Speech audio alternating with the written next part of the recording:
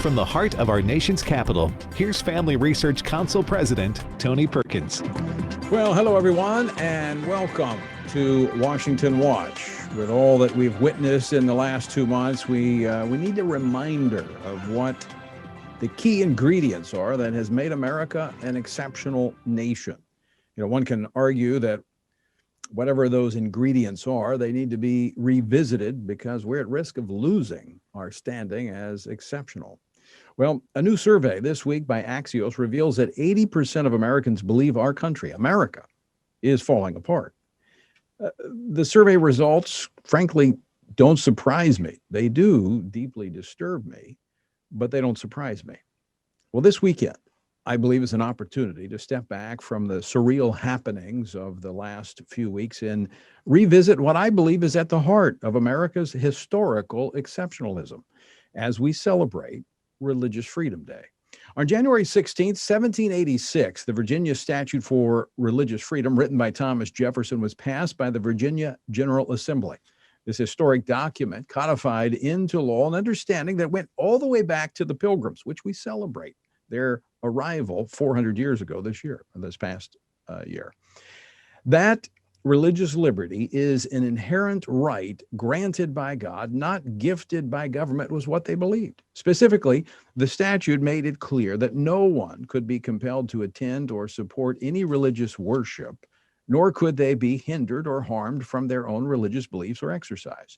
Jefferson's Virginia Statute for Religious Freedom provided the model for the First Amendment drafted by James Madison just a few years later.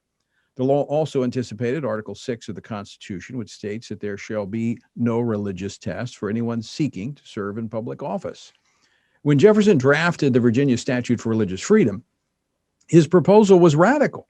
In an era when the government regulated and monitored the church's liturgy and doctrine, it was bold to assert that religion was inherently a matter between an individual and God.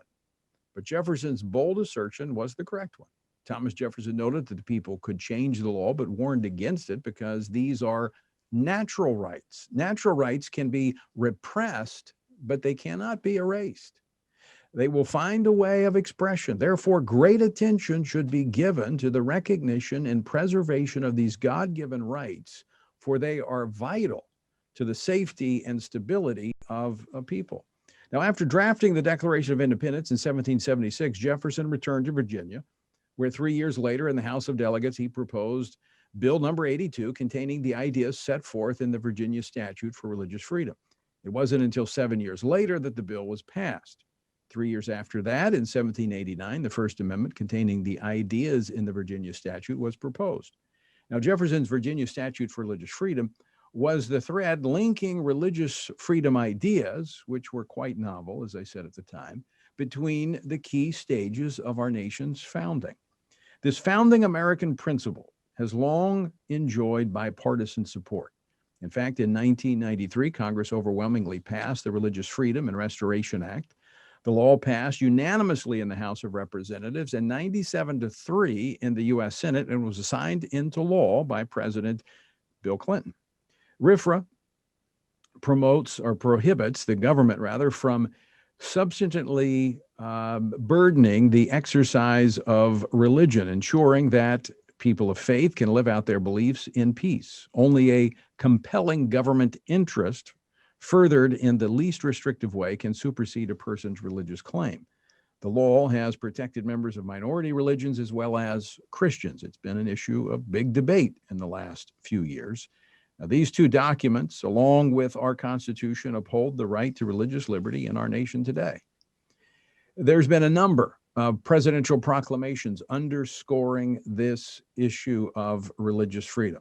Bill Clinton, Barack Obama, George W. Bush, and President Trump. In fact, last year in the official proclamation in 2020, President Trump stated his administration's commitment to our first freedom by saying this. He said, quote, "Our nation was founded on the premise that a just government abides by the laws of nature and of nature's God, As the founders recognized, the Constitution protects religious freedom to secure the rights endowed to man by his very nature. On this day, we recognize this history and affirm our commitment to the preservation of religious freedom.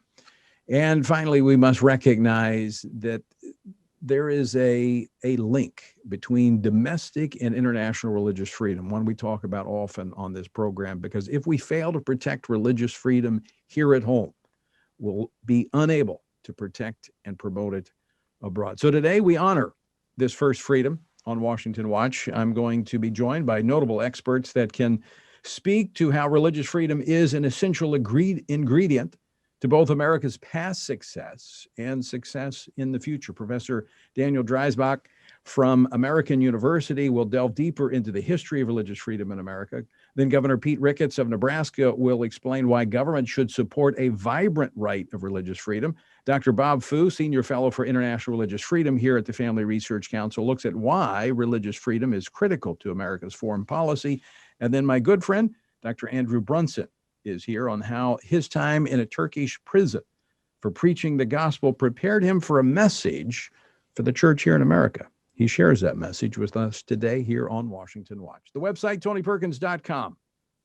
And by the way, with the uncertainty of who big tech will cut off next, I encourage you to text the word STAND, that's STAND, STAND, to 67742. Text the word STAND to 67742 so that you can stay connected. If we're cut off, we'll alert you as to the other means to connect with us. Again, that is 67742, the word STAND. All right, in last year's National Assessment of Educational Progress, one of the troubling trends was a decline in test scores in history. Students are moving backwards in their understanding and proficiency of history. In fact, outgoing Secretary of Education Betsy DeVos said the results were stark and inexcusable. Not knowing your past as a nation can create a crisis of identity, which may be part of what America is witnessing at present. Well, joining me now to help us brush up on the history of at least religious freedom in America as we celebrate Religious Freedom Day is Dr. Daniel Dreisbach. He is a professor of legal studies at American University in Washington, D.C. Professor, welcome back to Washington Watch. Thanks very much for having me. It's a joy to be here. Religious freedom. How essential is that to America's past success, and how important is it if we hope to be successful in the future? Well, it's a concept and an idea that is deeply woven into the fabric of our history. Just a few weeks ago, we celebrated the 400th anniversary of the arrival of pilgrims at Plymouth. And of course, we know that familiar story that the pursuit of religious liberty was one of those things that drew them to the New World. And it continues to draw people to our shores in the 21st century. This pursuit of religious liberty has been absolutely essential to our identity as a people and as a nation for now over 400 years. Are we losing that understanding of the essential nature of that freedom? I think we are in real danger, as you say, and let me get to what I think is at the very heart of the American contribution to a global understanding of religious liberty, and it's something that finds expression in that famous Virginia statute for establishing religious freedom, adopted on January 16, 1786, that you spoke of just a minute ago. I think the great innovation of American thought on religious liberty is that Americans abandon a government policy of religious toleration. The best that the old world had to offer was a regime of toleration where the government in its benevolence would say to its people, we will allow you to practice your religion so long as we allow you to, right? And if the government can grant you a privilege of practicing your religion, it can take it away. And Americans in the founding era rejected that idea. They said, No, religious liberty is not about mere toleration. It's about liberty. It's a natural, inalienable, fundamental right that's placed beyond the reach of government officials. Government can't take it away from you.